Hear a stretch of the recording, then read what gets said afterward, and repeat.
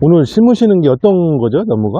해분이에요. 블루헤븐? 네, 블루해분. 블루헤븐도 지금 요즘 뜨는 품종이잖아요. 그렇죠. 네. 어렵게 구했습니다. 아, 그래요? 진짜 묘목인데 이제 물 올라가지고 특순이랑 보면 색감이 되게 좋아요. 오늘 총 몇 주 심으시는 거예요, 여기? 그래, 한 1000주 정도. 상배평 계산하고 지금 준비를. 그늘지는 데는 나무가 잘 안 크죠? 그러면요. 그러니까 웬만하면 그늘진 데는 피하고 좀 식재를 해야겠네요. 이거 묘목 좀 한번 보여주세요, 사장님. 좋은 묘목 고르는 꿀팁. 뭐, 사이즈 좋은 게 좋은 거죠. 사이즈. 첫 번째로는. 키가 큰 애들. 무시할 수는 없죠. 또, 네. 대가 가늘면 안 줄기가? 돼요.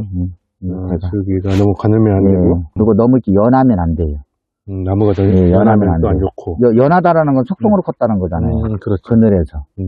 뿌리는 어때요? 이렇게 딱 뽑아 봤을 때 네. 색깔이 지금 보면 갈색이잖아요. 완전 갈색이죠? 네네. 이렇게 이게 목질화가 돼야 돼요. 뽑았을 때 뿌리가 적당히 이렇게 갈라질 정도, 이 정도가 딱 좋은 것 같아요. 너무, 너무나 이게 얽어버리면은 네. 오히려 이게 여격과가 나요. 애들이 뿌리가 활착이 안 되고 오히려 몸살하다가 고사하는 경우가 많아. 그래서 아시는 분들은 다이로 되게 이제 결단을 해서 심는데 네. 손이 너무 많이 가죠. 그러면 이것을 꽃삽으로만 파헤치면 시간이 많이 걸려요. 그래서 그 시간을 좀 단축시키기 위해서 이렇게 떠낸 거고요.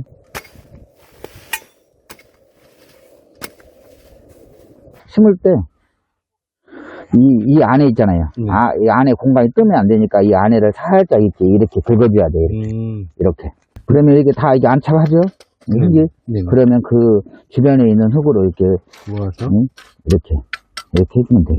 비닐과 흙 사이가 이렇게 노출되면은 풀이 올라와요. 아, 네, 맞아요. 그러니까 그것을 방지하기 위해서 이렇게 안 보일 정도로 이렇게 흙을 북돋아 주는 거예요. 주변에. 주는 거죠? 그렇죠. 이렇게 숙련되신 분 같은데, 지금 하루에 뭐, 몇 개나 심을까요? 이런 분들이 하면. 보통 한 2,000개에서 2,500개 정도? 한 분이요? 예, 한 분이. 몇 명이 있어야 되냐, 그렇게 질문하시는 분이 많아요. 환경이 좋으면은 속도가 나오고, 환경이 안 좋으면은 1,200개, 1,300개. 우선 모종을 이렇게 다 깔아놓네요. 구멍 위치에. 그렇죠. 일일이 판을 끌고 다니면서 심으려면은 더디죠. 구멍 근처에다가 두 개씩 미리 이렇게 쭉 나열을 해놓죠. 이게 식재 간격이 있잖아요. 상품을 만들려고 하다 보니까 이제 우리가 간격을 이제 생각을 하게 되는데 수중에 따라서 차이는 있지만은 엔젤로 계산했을 때 최소한 1m, 간격이 1m.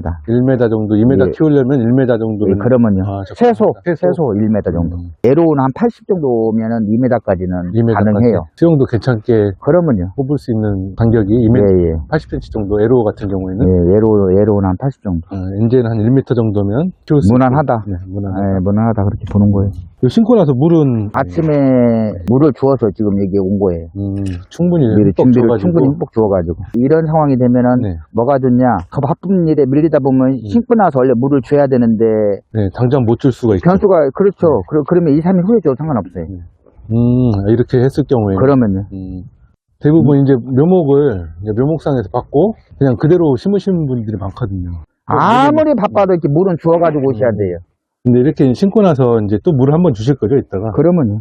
여기다가 이제 여유가 있는 분들은 물에다가 영양제, 살충제 이렇게 혼합해서 주면 좋고. 일반적으로는 노타를 치기 전에 살충제하고 이제 밑거름 하고 그다음 노타를 치죠. 일반적으로 그 살충제 이런 것들 생략했다라면은 반드시 물 줄 때 물에 섞어가지고 물을 주시는 게 좋아요. 같이 하면 좋겠네요. 토양 살충제 어떤 벌레 때문에 주는 거죠? 눈에 보이지 않는 벌레들도 많이 있지만은 기분 나쁜 건 군뱅이. 굉장히 치아가 날카로워요, 입이. 뿌리를 다 그런 거 톡톡 끊으면서 진액을 다 빨아먹어버려요. 갉아먹어버려요.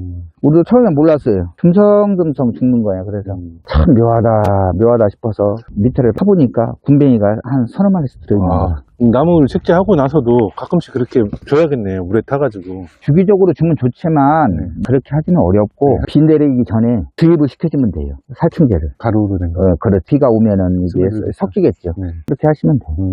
내가 드리는 말씀이 꼭 방법은 아니고 저는 이제 그렇게 하고 있다라는 말씀을 드리는 사장님의 거예요. 노하우죠.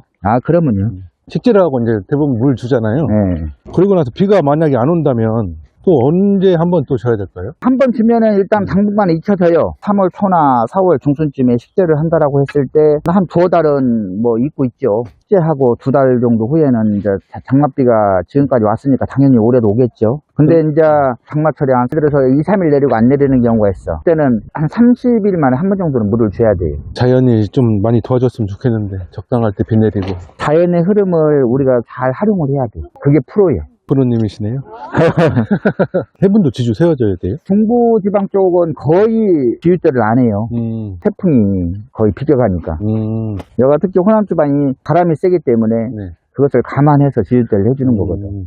사실 침엽수는 누가 지읒대를 세우냐 그런 갑론을박이 있는데 태풍. 예, 태풍 때문에. 땅이 황토마사라고 하셨잖아요. 이 정도면 농사짓기 괜찮은 땅이다 그렇게 말씀하셨는데. 물 빠짐이 너무 좋으면은 크게 양분이 없어요. 구용수 같은 경우에는 여기서 일단 어느 정도 일통목을 만들어서 이리저리 이동을 해야 되는데 이게 반드시 분을 떠서 이동을 해야 되거든. 타는 게 이동을 시키는 게 목적이기 때문에 생각해야 돼요. 분이 되겠는가 안 되겠는가. 가끔 논에다 심으신다고 하시는 분들이 계시더라고. 땅이 없다고. 부득이하게 농밖에 없다. 네. 그러면 논도 크게 두 가지가 있어요. 우리가 이제 만들어서 심을 수 있는 논이 있고 안 되는 논이 있어. 안 되는 건 안 되는 거야. 이제 되는 것은 뭐냐? 네. 물을 넣었을 때 물대기 바쁘 흡수가 돼버려야 돼. 이제 그런 땅은 가능하겠죠. 그리고 이제 독립으로 있는 논. 저 위에가 논이 있고 아래가 논이라면은 내가 아무리 포크레인으로 사방을 두르고 두둑을 만들어서 한다 할지라도 안 돼요. 그러니까 논에는 웬만하면 조성수는 안 하는 게 좋겠네요. 임야를 또 개간해가지고 나무를 심으시려는 분들이 되게 많거든요. 근데 임야에는 뭐 나무뿌리, 돌 이런 게 되게 많다고 어떻게 해결해야 되냐 그런 질문들이 많아요. 저한테도 개인적으로 그런 질문들이 많이 오거든요. 네네. 그건 상관없어요. 어느 정도 포크레인 돼가지고 적당히 해서 버릴 건 버리고 묻을 건 묻고 해가지고 식지하면은 상관없어요. 임야는 논보다는 상대적으로 더 가능하다는 거네요. 나무 다 심고 나서 병해충 관리를 좀 해줘야 하잖아요. 어렸을 때가 관리하기가 어렵고 이제 어느 정도 이게 성목이 되면은 자체적으로免疫力이 강해지기 때문에 관리하기는 사실 편해요. 성장하는 과정에 있어서 살펴야 될 게 응애. 진딧물 같은 건 없나요, 나무에? 일반 침수 같은 경우에는 벌레하고 응애만 조심하시면 돼요. 그래서 주기적으로 살충제까지 같이 혼합해서 하시는 게 좋아요. 응애학은 언제부터 시작해서 몇 번이나 해야 될까요? 대략 4월 중순에서 5월 초 정도. 예방 차원에서 4월 중순에 한번 하고 상황을 봐가지고 5월 한 중순쯤에 응애가 없어도 또 역시나 예방 차원에서 하고 장마 전후로 이제 이 응애가 활발하게 움직이는데 그때는 치료 목적으로 가야 돼요. 좋은 약일수록 가격이 올라가는데 그런 거 이제 가격 따지지 않고 그만큼 효과가 좋으니까 이제 그 약을 쓰고 있죠. 응애약 할 때 막 영양제도 있고 살균제도 있고 같이 혼용해서 이렇게 여러 번 또 영양제 따로 살균제 따로 이렇게 하기는 힘들잖아요. 솔직히. 치료 목적으로 우리가 돌입을 했을 때는 응급치료거든. 아니 응급을 치료하는데 주변을 뭘 살펴. 치료를 목적을 해야 되기 때문에 한 가지만 써주는 게 맞아요. 근데 이제 예방 차원에서 했을 때는 영양제라든가 칼슘이라든가 뭐 여러 가지를 생각할 수 있겠죠. 살균제 같은 경우에는 생각보다 독해요. 해가 넘어갔을 때나 해가 뜨기 전이나 해야 될 뿐만 아니라 살균제 하나만 써주는 게 좋아요. 제가 유튜브를 어제 봤는데 에메랄드 그린을 심고 4년을 키웠대요. 근데 1m 막 10 이렇게밖에 안 되더라고요. 걸음기가 없어서 그럴까요? 성장하는 시기에 이를 놓쳐버리면 더 이상 안 커. 성장하는 시기에 거기다 영양제도 주고 뭐 그 크는 시기에 뽑아 올려야지. 그러지 않으면 그렇게 돼요. 아, 그래요. 그러니까 그리고 걸음을 언제 줘야 돼요? 입춘, 우리가 절기상으로 예, 들기 전에 한 15일 전에 20일 전에 주시면 돼요. 미리미리 준비를 해야 돼. 보통 사람들이 걸음을 언제 주냐? 3월 정도 되면은 순서가 나오기 시작하잖아요. 그때는 늦는 거야. 그 전에 줘야 된다. 그 전에 줘야죠. 애들이 올라오려고 준비를 할 거 아니에요. 눈에 보이진 않지만은 이미 이게 막 성장할 때 주면은 큰 도움이 안 된다니까. 내 생각에는 그래요. 한 2월 달쯤에 한번 주고 3월 한 중순쯤에 한번 주고 가을에 또 2차 성장할 때가 있잖아요. 그때 한번 주고 한 3번 정도 주면 적당할 것 같아요. 1년에 한 3번 정도. 걸음을 어떤 방법으로 줘야 되고 어떤 걸음을 줘야 되는지. 화학비료 같은 경우에는 조심하시는 게 좋아. 되도록이면 안 쓰는 게 좋아요. 어린 나무는 화학비료보다는 그 되게 이제 유박 있잖아요. 일반은 유박. 이제 유박을 지금까지 써보니까 큰 피해가 없더라고요. 그래서 저는 이제 이게 어린 나무한테는 이제 불안하니까 이것저것 뭐 안 따지고 그냥 유박 한 뼘 정도 해서 그 분유 수저 그걸로 한 스푼 정도 주거든요. 알맹이 하나만 영양이 전달돼도 좋아. 이게 얘가 뿌리가 다야 얘 거름피를 빨아먹잖아요. 그렇죠. 지금 당장 안 빨아먹어도 돼. 수분이 있을 때 수분 타고 움직일 뿐만 아니라 얘도 또 이 거름에 따라서 또 같이 이게 따라와. 그러면 중간쯤에 만나. 그래서 이게 먹거든요. 서서히 먹어야 돼. 조금씩. 내가 한 스푼을 놓아줬는데 내가 한 스푼을 다 먹어보면 얘가 오히려 해로워. 만약에 그 유박을 준다고 하면 한 뼘 정도 띄어가지고 살짝 이렇게 해가지고 살짝 놓고 네. 살짝 덮어주죠. 흙을 덮어줘. 예. 4월 한 중순 정도에 유박 같은 거 살짝 얹어주시면 돼. 저희들 같은 경우에는 거의 살포는 않고 일로 거의 많이 놓아주죠. 생각보다 손이 많이 가네요. 심어놓으면 끝인 줄 알았는데 심어놓고 응애양만 1년에 몇 번 하면 끝난다. 그렇게 이제 대부분 알고 계시니까. 손이 많이 가요. 사장님이니까 손 많이 가시지 대부분은 손 많이 안 가잖아요. 그러니까 나무도 좀 안 좋아지고 좀 제값에 못 팔아먹고 그런 경우도 많이 발생하고. 살이 없을 망정 수시로 순찰을 해야 돼요. 그러다 보면은 손이 가야 되는 그런 게 보여. 벌써 반절 심으셨네요, 두 분이서. 그러네요. 1시간이면 다 심겠네요. 1시간 한 30분 정도 걸리겠네요, 대략. 아, 제가 처음 나무 심었을 때는 이청 계시는데 4명이서 이틀 걸렸거든요.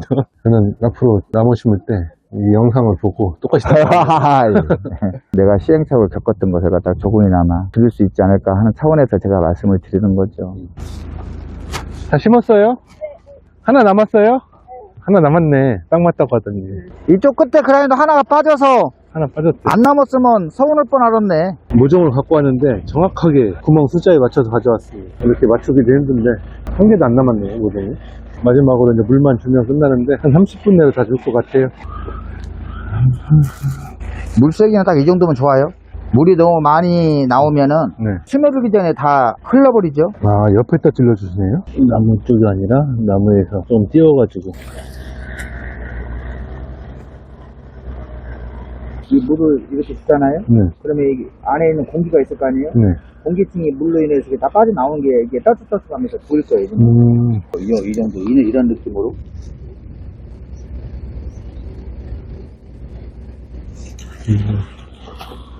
몇 리터나 들어갈까요, 이렇게 하면? 많게는 2리터? 1.5에서 2리터 정도. 그 정도면 충분한가요, 얘네들이 버티기에? 그렇죠. 더 많이 주어본들 다 옆으로 흘러내려가기 때문에 큰 의미는 없어요. 저 물통이 몇 리터짜리예요? 3,000이요? 이 한 통이면 다 주겠네요? 거의 다 줄 것 같은데요. 뭐 하시는 거예요?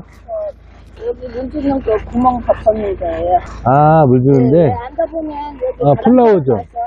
바람 들어와서 밑에 뿌리가 거 마르고. 보세요. 그래서 이렇게 덮어야 돼요. 아, 그렇구나. 오케이. 물 준 구멍을 메꿔줘야 된다고 합니다. 일이 많네요. 잘 어떻게 되죠? 사장님 달구지를 애용하시고 이게 제일 효과가 좋다고 그러긴 하더라고요. 달구지가. 네, 그렇죠. 이걸 한번 뿌려놓으면 어느 정도 기간 동안 효과가 있어요? 30일에서 한 40일 정도 가는 것 같아요. 30일, 40일. 40일 안에는 한번 이제 계속 주기적으로 뿌려줘야겠네요. 그러면 좋죠. 뿌리고 비가 많이 온다던가 그러면은 다시 한번 뛰는 게 좋아요.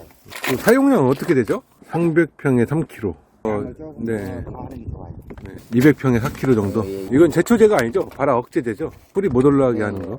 올라온 풀은 죽일 수가 없죠? 거의 90% 이상 억제시킨다고 보시면 자, 다시 등장했습니다. 동자살포기가.